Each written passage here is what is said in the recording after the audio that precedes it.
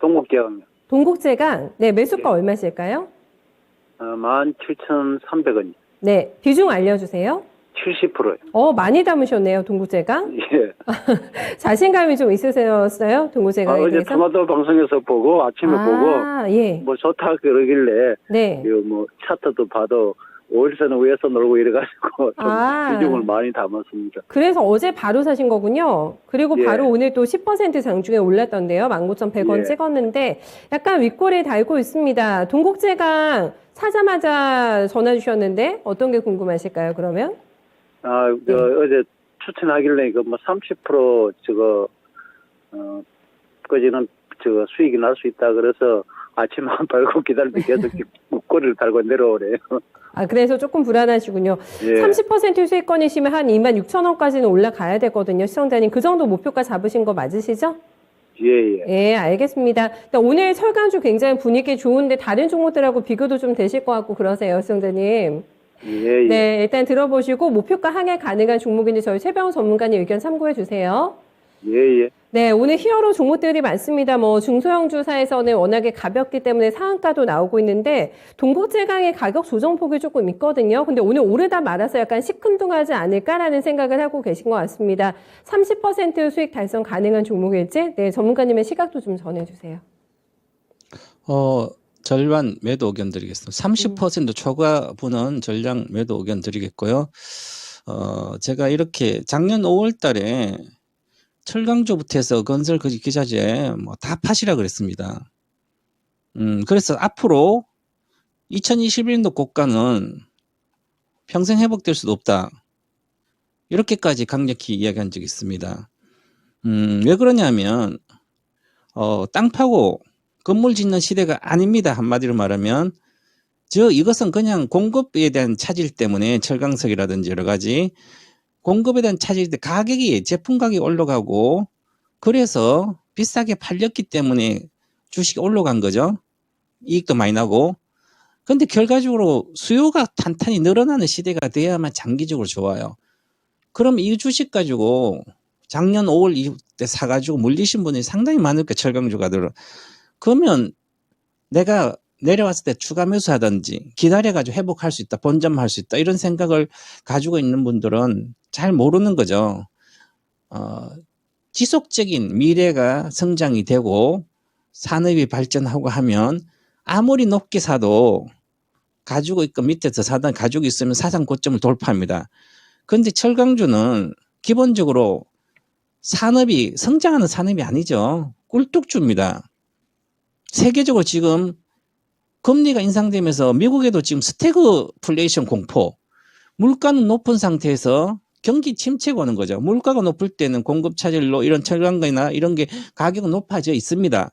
하지만 수요가 는다는 조건 하에 작년에 올라간 거죠. 그러니까 올라가고 일정 좋지만 수요가 스태그플레이션 경기 침체면 오히려 부동산도 그렇고 전부 다 침체가 들어갑니다. 그러면 당연히 공급이 정상화된다면 수요가 침체가 되기 때문에 가격이 빠지면 끝없이 빠져 있습니다. 가그가 그랬죠. 2017년도부터 끝없이 빠져가지고 4천까지 내려왔습니다. 지금 이번에 반등장 4월달 5월달부터 시작해서 반등장에서 이런 주식을 갖고 또한 윤석열 정부 오니까 4대강 보부도 여러 가지 건설이 좋다고 해서 막연하게 사가지고 수익 났을 땐 괜찮지만 손절 안 하고 손절선 지키지 않고 원칙 지키지 않고 또다시 경기가 코로나가 정상화되고 공급 차질이 정상화된다면 끊없이 빠져가지고 제자리 또 내려갈 수도 있습니다. 제가 이렇게 강력히 말씀드리는 것은 지금 이런 리스크를 생각해야지 지금 주식이 잠깐 좋다고 일반인들이 물리는 경우는 큰일 납니다. 그래서 왜냐하면 근본적으로 스태그플레이션 오면 경기 침체가 되면 수요가 늘어나지 않기 때문에 정상화됩니다. 그래서 제가 이렇게 보면 지금 시가총액도 자 이건 봉형강이에요. 봉형강들은 건물 건축할 때 많이 쓰죠. 우리가 철근 말하는 거죠. 그 봉형강 이런 쪽이 많고 거의 대다수인데 자 그러면 컨센서스로 보시면 영업이익이 2021년도는 8천억이에요. 올해는 5,827%는 줍니다. 그럼 주가는 빠져야 되죠. 당연히 작년보다. 내년에도 5,700억 또 올해보다 또 빠져요. 주가 또 빠져야 됩니다. 자, 그러면 작년에 5,500억 순이익, 올해 3,000억, 35% 빠져요. 그건 이 주식을 그럼 주가가 올라간다고 좋다고 이렇게 막연하게 비중을 70%씩 50% 갖고 있으면 올라갔다가 막연히 있으면 안 되는 거죠. 그래서 지금은 요때는 성수기가 되기 때문에 2분기 반등할 때 반드시 파셔야 된다. 그 목표가는 제시해 드리겠습니다. 목표가는 2만 원입니다. 자, 그리고 일봉상으로 보면 지금 오늘 거래가 많이 되죠. 반드시 올라가야 됩니다. 거래되고 지금 19,100원은 거의 목표가 온 걸로 보이는데, 그래서 손절가도 제시해 드리겠습니다. 17,500원 손절가 드리겠고요. 월봉도 보면 박스권 상단에 이거 돌파가 쉽지 않을 걸로 봅니다. 25,500원. 그 다음에 다시 15,000원까지 놀다가 경기 침체가 이어진다면 15,000원 이하로 가서 저는 8,000원 정도까지도 내려갈 수 있는 주식이다.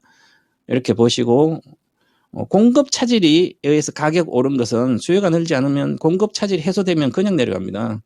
꼭 기억하셔서 반등 시에 꼭 팔고 나오시기 바라겠습니다. 정근님 17,500원 손절 라인으로 잡아주셨는데 저희 시청자님 17,300원이 매수가이시거든요. 요거 가격 한번 조금 더 봐주시겠어요? 네, 17,500원은 좀 제가 하늘선 박스권 상단을 붕괴했기 때문에 박스권 상단 붕괴하면 안 되거든요. 그래서 여기를 붕괴하지 않으면 괜찮아요, 아직은. 그래서 반등할 때 주로 비중 줄이면 좋은데, 만약에 내가 70% 비중을 갖고 있는데 17,500원도 깨져서 내가 17,300원 샀으니까 별로 안 깨졌네. 그러다가 물리면 그냥 저 밑으로 빠질 수 있기 때문에, 물론 지금은 4분기, 5분기는 성수기니까 괜찮아요. 그러니까 그걸 꼭 감안해서 비중을 너무 많다, 30%까지 반등할 때 좀씩 줄이라, 이렇게 말씀드리겠습니다. 네. 수는 일시적인 요인이 아니라 구조적인 상승 요인이 있어야 되는데 그 조건에 좀 부합하지 않아가지고 미래를 불투명하게 봐주셨거든요. 비중 조절 꼭 해주셔야 될 것 같고, 너무 이렇게 길게 대응할 만한 상태는 아니다라는 점 꼭 확인해 주셔야 될 것 같은데요. 네, 감사합니다. 네. 대응 잘하시고 비중 많으시니까 관리 잘해주세요.